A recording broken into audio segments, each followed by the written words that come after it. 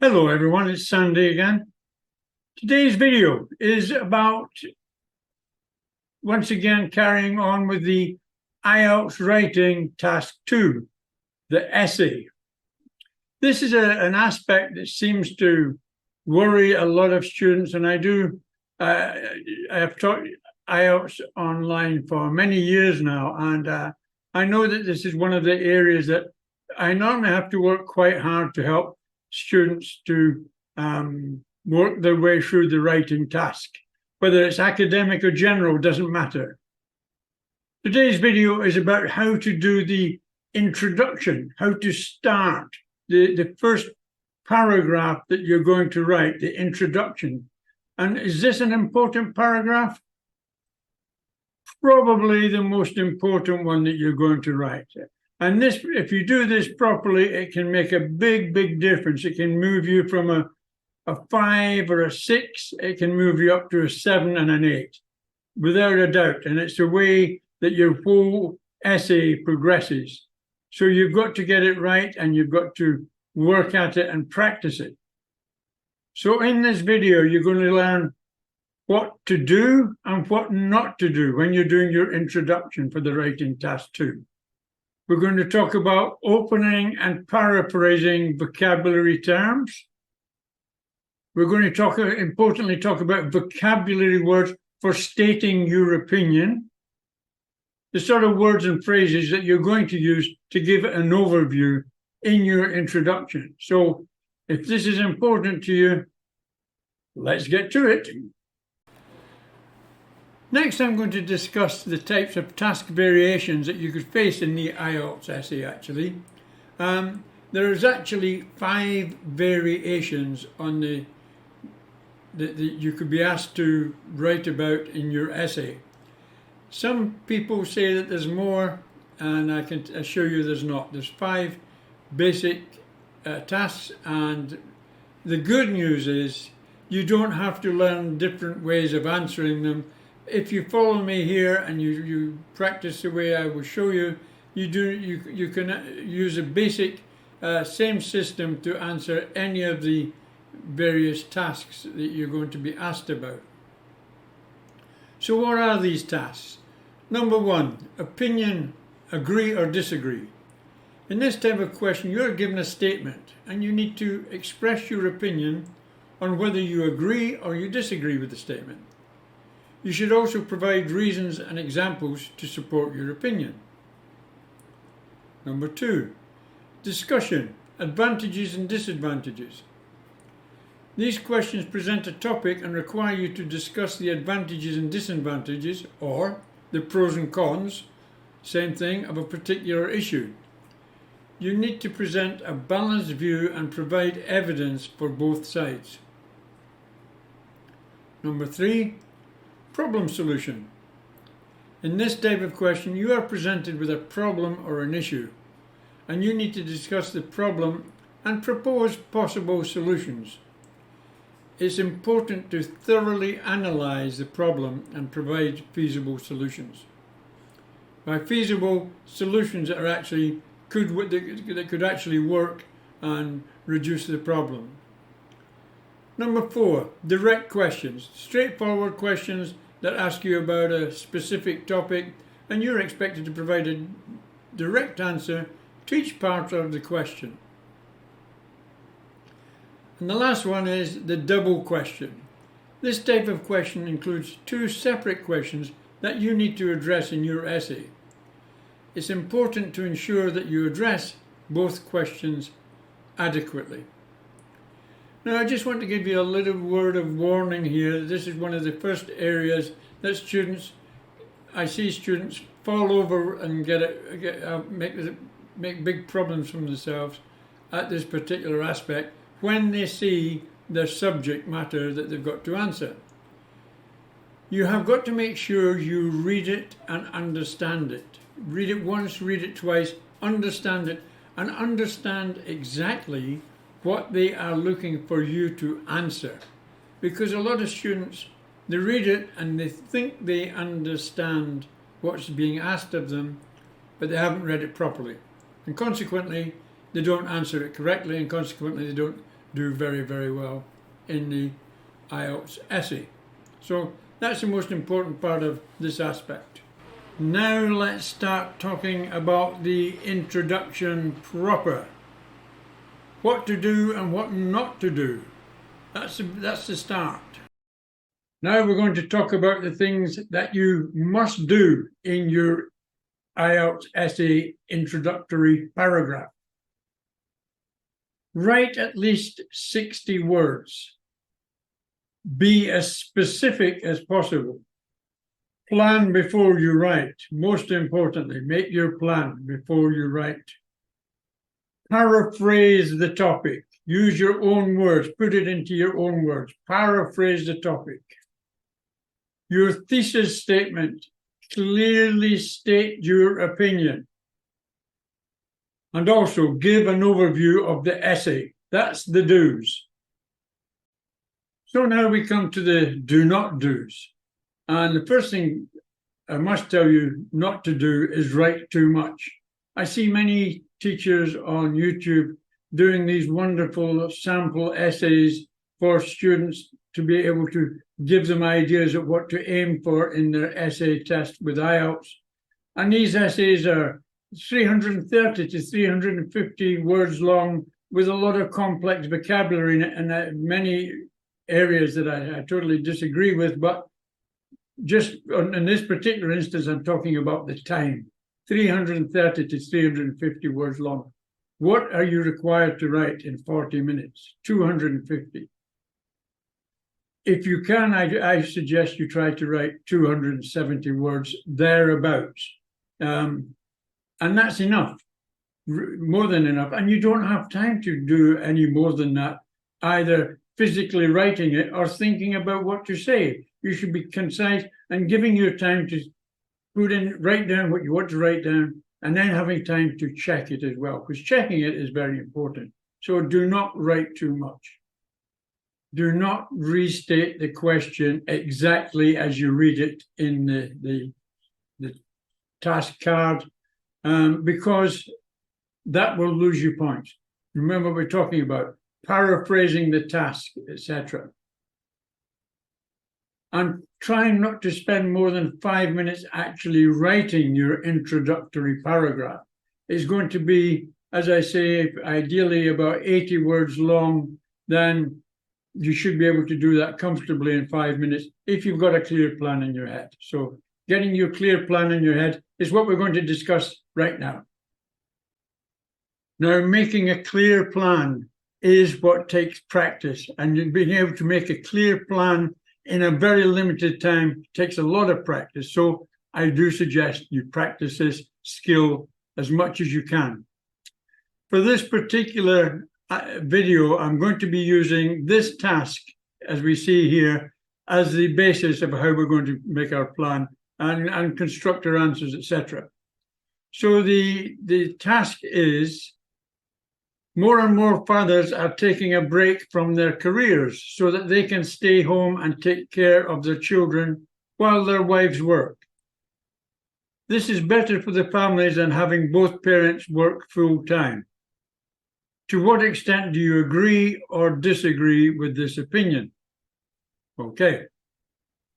My way I do it, and the way I would suggest you think about doing it, is I like to make two lists, one on the left with all the positive, negative, pros, cons, whatever you want to call them, positives on the left, negatives on the right, and then I can make a fair judgment on what I think. Is it good or is it bad or whatever? So what are the positives that might come from fathers taking a break and staying with the children while mother goes out to work? Well, it certainly builds up a better father-children bond relationship with the children, which is superb. For the father, it probably takes away a lot of the life, work, stress levels, etc., because he's getting more of a life and not stressing out to working too much and etc. So that's going to be beneficial for the father. It takes away the reliance on having other people to look after the children. It takes away maybe any additional expenses for paying for kindergarten or after-school activities, etc., while the parents at work.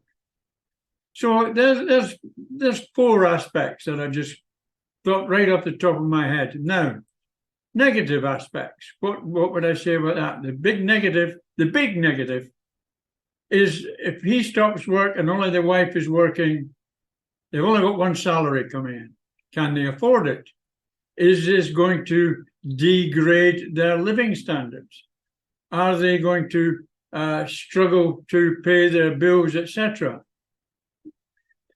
To me, the constraints are definitely financial. Although, thinking about it, you know, a lot of it happens the other way, where the husband's going out to work all the time and the wife's staying at home and being a housewife and bringing the children up. It all depends. It's a salary-related item, and can you afford to do it? And yeah, so there's one major drawback, and that's expense. And if they can afford it, then there is no problem. So I think my leaning is that I agree that it is much better for the parents than both working full-time for one of the parents, in this instance, the father, to stay home and take care of the children. Going back to just quickly thinking about again, who gets the biggest salary? If the wife has got a better potential earning aspect than the husband, then definitely that's an even better aspect. So we've got some basis of a good plan there, and we understand the benefits to it, and we see some of the negatives to it and what some of the restrictions might be. So I think we can basically make a plan on what we've seen there. So let's look at the plan notes that I've made now. So for the positive aspect, there's going to be a better parent-child bonding, certainly with the father, that's for sure.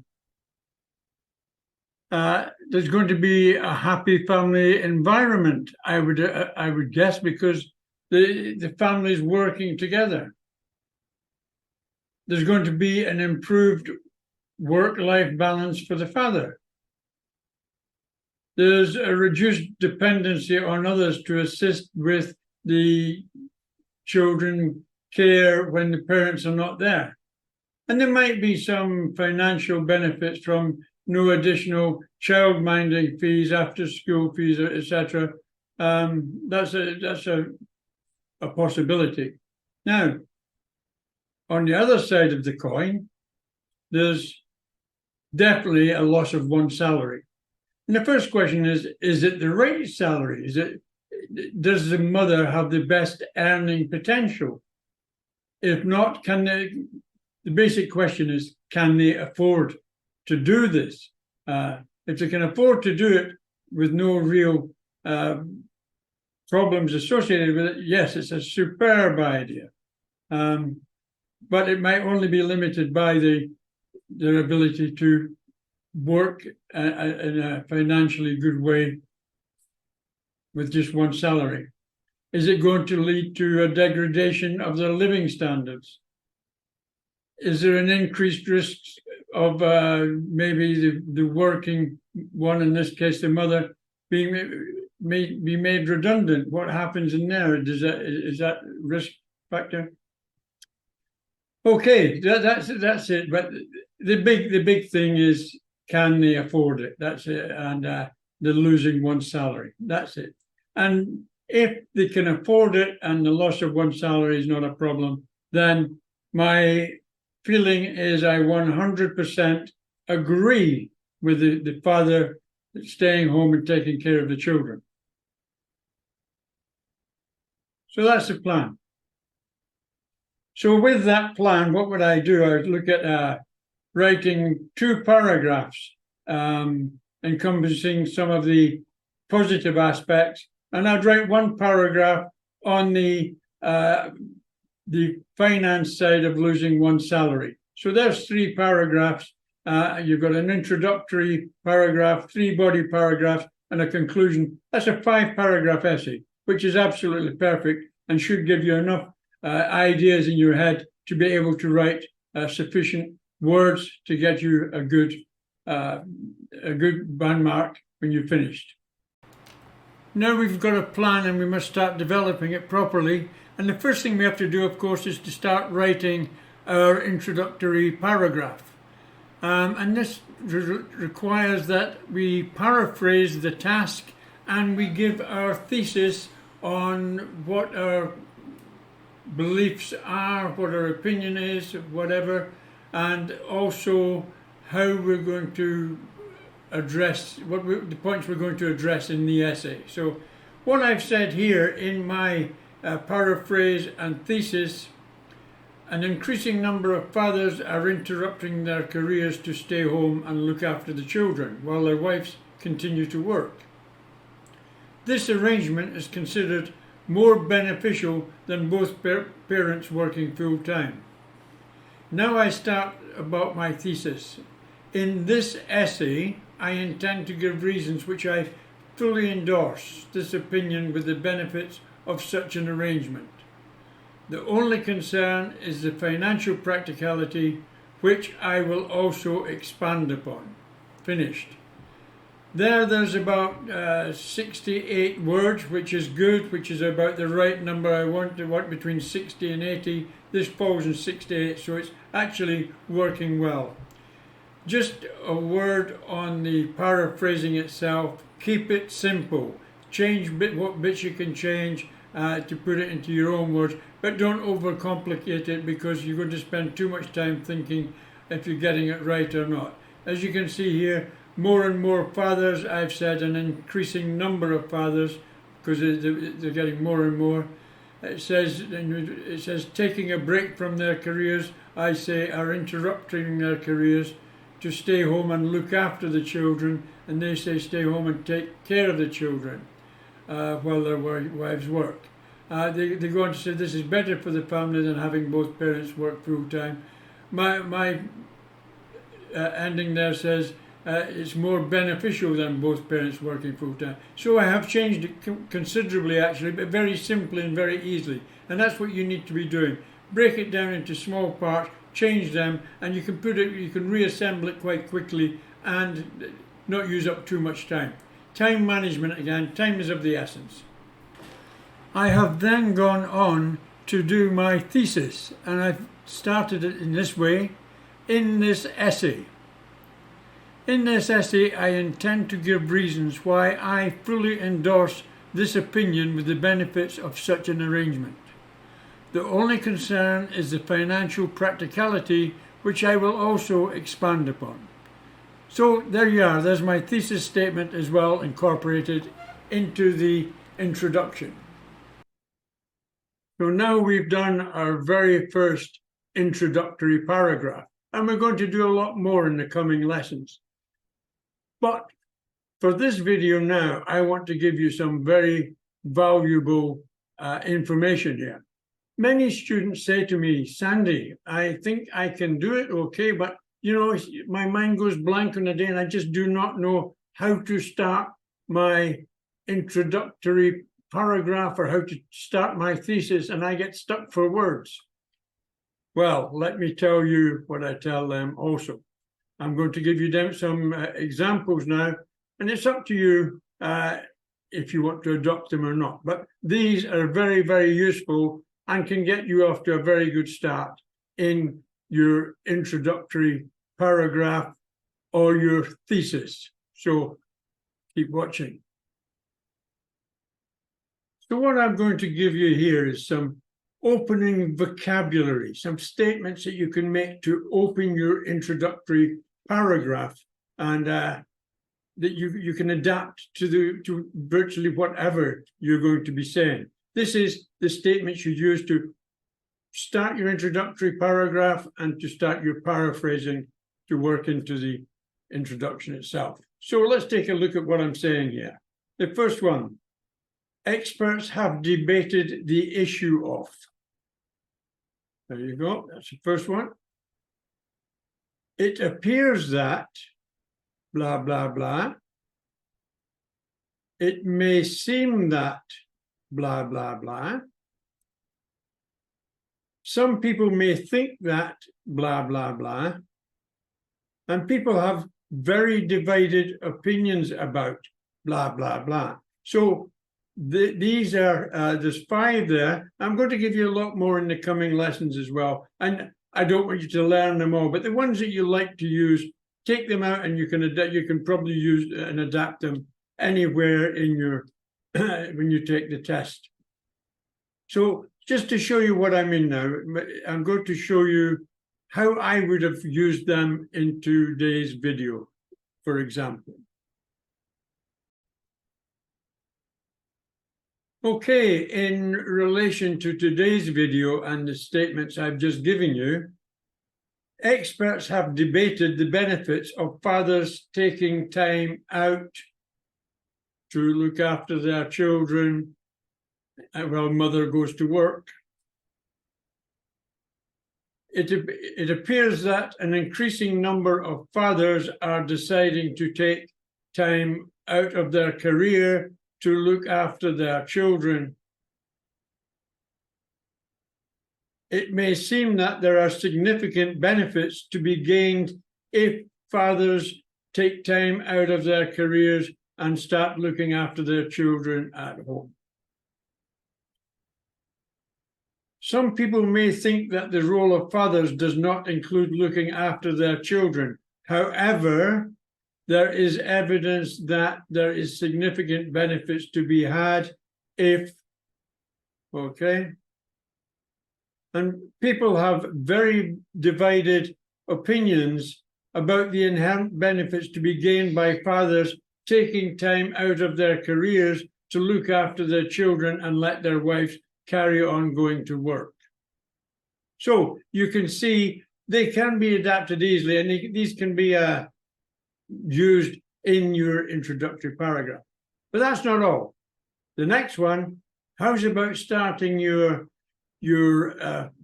thesis and getting the start to that off well as well? Okay, stay with me, but that's coming now. Okay, down to the thesis, starting your thesis.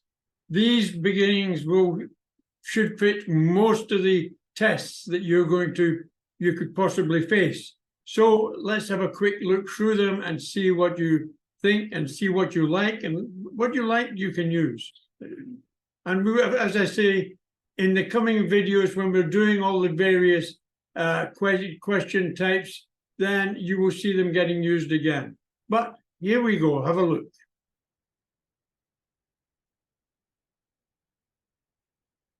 I will show that. This essay will show that.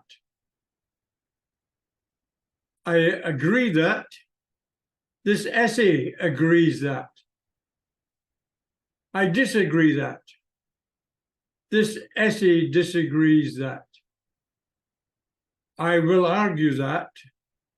This essay will argue that. As I will show, or as I will argue, this essay will show, this essay will argue. Lots of very, very good start to your thesis there. Maybe make a note of them and keep them somewhere. So when you're practicing, you can practice using them as well. And then you're heading for the good results that you want. Well, there we go, people. I hope you enjoy this video and I hope you find it very useful. That's the introduction to the IELTS essay. Whether you're in an academic or whether you're in the general side, this applies to both. This is going to be followed by a whole series of videos looking at the various questions that you could be asked and how to address them and answer them. So if you want to continue learning with me and you get good advice, positive advice, then please subscribe and like. It would be appreciated. See you in my next video. Bye for now.